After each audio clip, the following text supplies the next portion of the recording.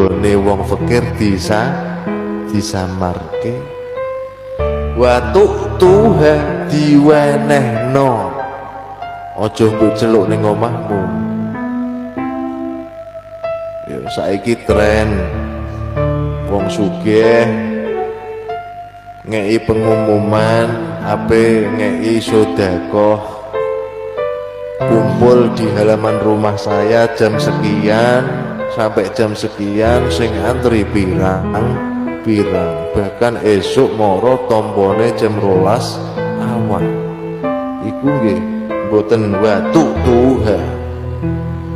Nek kata-kata watu tuha yang memberi sedekah itu moro ning gone sing disedekahi, yaiku wong sing fakir.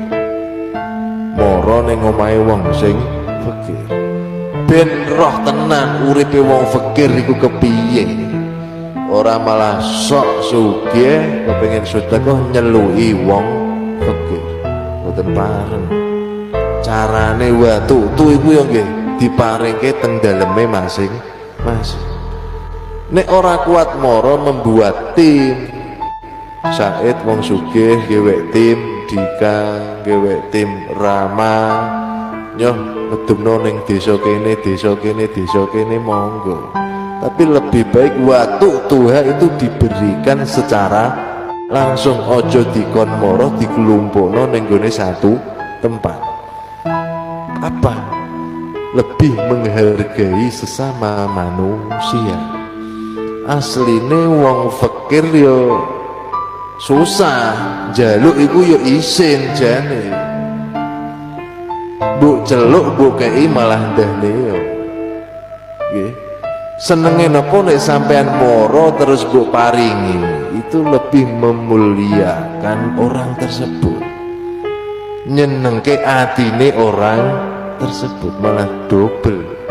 Ya wis untuk ganjaran sedekah, wis untuk ganjaran nyenengke ati, double. Nggih, tren-tren sing saat iki aja ditiru. Makane ngaji, nggih, yo. Sing nggone wong fakir disamarke. Watu tuha diwenehno, aja mbok celuk ning omahmu.